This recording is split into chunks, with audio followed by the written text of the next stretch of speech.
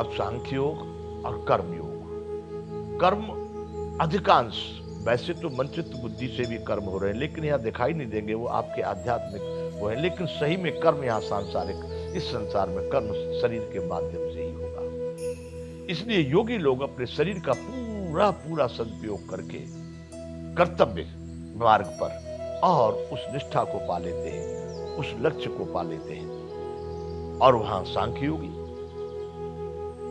वो आत्मचिंतन में, आत्मा में परमात्मा, अपने मन बुद्धि और अहंकार को बस में करके अध्यात्म रूप से उस लक्ष्य को पा लेते हैं। इसलिए सांख्य योगी और योगी दो प्रकार के यहां पर भगवान ने योगियों की यहां पर परिभाषा की। सांख्य योगी और योगी, कर्मयोग और ज्ञान योग।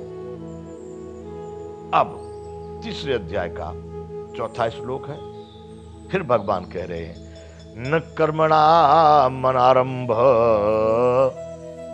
नैष्कर्म पुरुषोनुते न च सन्न्यसनादेव सिद्धिम समधिगच्छति। अर्जुन, तुम जो समझ रहे हो वैसा भी नहीं है, क्योंकि मनुष्य न तो कर्मों का आरंभ किए बिना निष्कर्मता को प्राप्त होता है, यानी योग निष्ठा को प्राप्त होता है, और न कर्मों के केवल त्याग मात्र से सिद्धि यानी सांख्य निष्ठा को प्राप्त हो। सिद्धि का मतलब है हम सफलता भी कहेंगे, सांख्य निष्ठा को प्राप्त होता है। अर्थात मनुष्य न तो कर्मों का मतलब किसी काम को हमने बंद कर दिया, अब हम करना ही नहीं चाहते, अब हम योगी बन गए, सांख्य योगी, अब हम सीधे भगवान को ही प्राप्त होंगे। मनुष्य तो न तो कर्मों को आरंभ किए बिना निष्कर्मता, अब काम शुरू ही नहीं किया तो निष्कर्म हो गए नहीं, क्योंकि आपके अंतःकरण जो कार्य कर रहे हैं उसमें जो उसका बीज पड़ा हुआ है, आप मन से उसका चिंतन कर रहे हैं कि नहीं होना तो चाहिए था, ऐसा करना चाहिए, और वैसे आपने बाहर से उसको रोक दिया, ये निष्कर्मता नहीं होगी, ये योग निष्ठा नहीं होगी। और न कर्मों के केवल त्याग मात्र से सिद्धि यानी सांख्य निष्ठा को आप प्राप्त होंगे।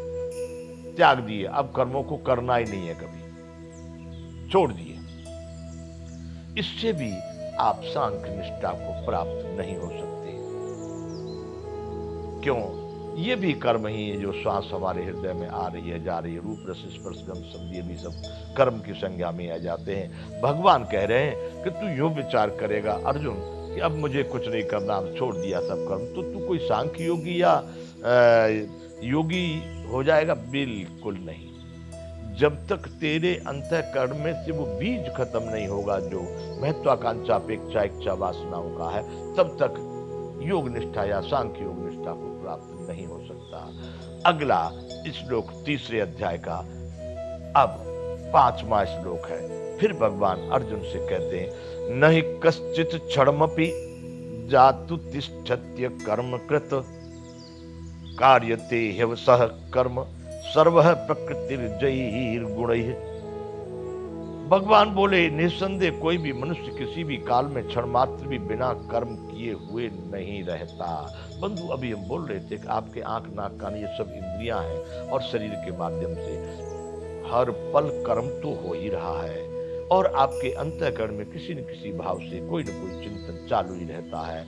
अर्थात भगवान कह रहे हैं कि नहीं कश्चित् क्षणमपि जातु तिष्ठत्य कर्मकृत्। अर्जुन, निसंदेह कोई भी मनुष्य किसी भी काल में क्षण मात्र भी कर्म किए बिना नहीं रहता, क्योंकि सारा मनुष्य समुदाय प्रकृति जनित गुणों द्वारा परवश हुआ कर्म करने के लिए बाध्य किया जाता है। प्रकृति जो संसार में जितना भी आप देख रहे हैं, रूप रस स्पर्श गंध सबसे जो भी कुछ, वन पहाड़ नदी आकाश वायु, ये सब जो है इसका नाम प्रकृति। लेकिन ये जो शरीर है ये संपूर्ण उन्हीं तत्वों से निर्मित है, यह मानव के लिए इसको भी प्रकृति कहा गया है। तो भगवान कह रहे हैं कि निसंदेह प्रकृति जनित गुणों द्वारा हमारे इस प्रकृति में जो गुण हैं, चिंतन करना, विचार करना, और स्वाभाविक रूप से मलमूत्र का त्याग करना, भूख लगना, इच्छा होना, नींद लगना, ये भी सभी कर्म हैं। तो भगवान कह रहे हैं, अर्जुन निसंदेह इसमें कोई संशय नहीं, संदेह मत करना अर्जुन। कभी भी कोई भी मनुष्य किसी भी काल में क्षण मात्र भी कर्म किए बिना नहीं रहता, क्योंकि सारा मनुष्य समझाए प्रकृति जनित गुणों द्वारा परवश हुआ कर्म करने को बाध्य किया जाता है। अवश्य ही उसे कर्म करना ही है, न करने से उसका जीवन निर्वाह नहीं होगा।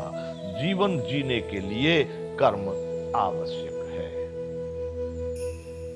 इसलिए भगवान कहते हैं कि अर्जुन, तू यूं विचार करेगा कि अब कर्म नहीं करेंगे, कर्म को छोड़ दिया, अब तो हम योगी हो गए, हम सांख्य योगी हो गए, इससे बात नहीं बनेगी। कर्म हो रहे हैं, परवश भी हो रहे हैं, न चाहते हुए भी करने ही हैं, तो अब सोच समझ के कर।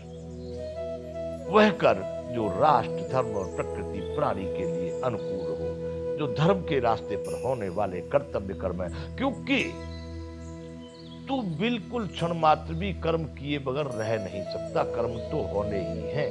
इसलिए उन होने वाले कर्मों को अब उस ढंग से कर ले अर्जुन, जो इस विश्व के कल्याण के लिए हो, उसी में तेरा कल्याण भी निहित है।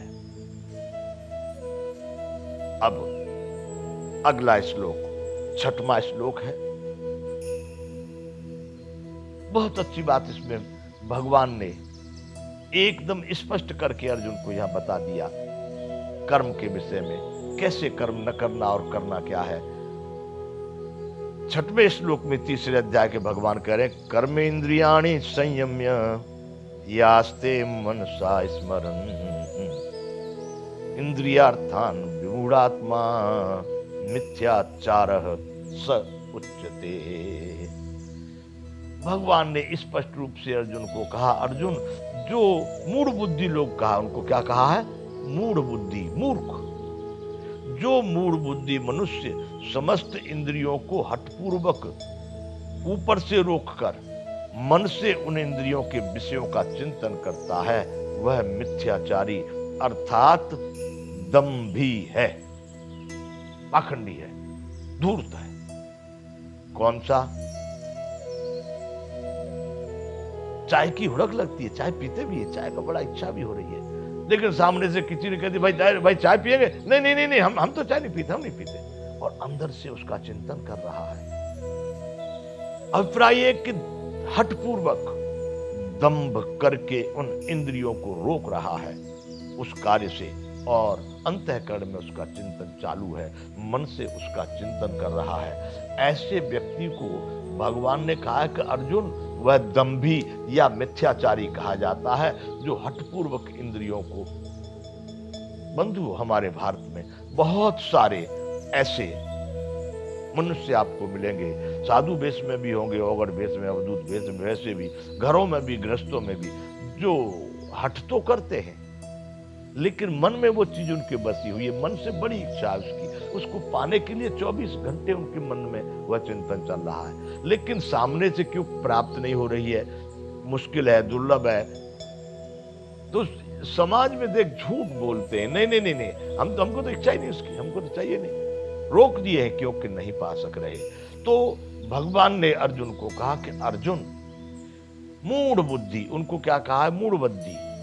जो लोग हठपूर्वक इंद्रियां, मतलब आंख, नाक, कान, मुंह, त्वचा, इन सबको हठपूर्वक संयम कर रहे हैं, रोक रहे हैं, विराम लगा रहे हैं कि नहीं,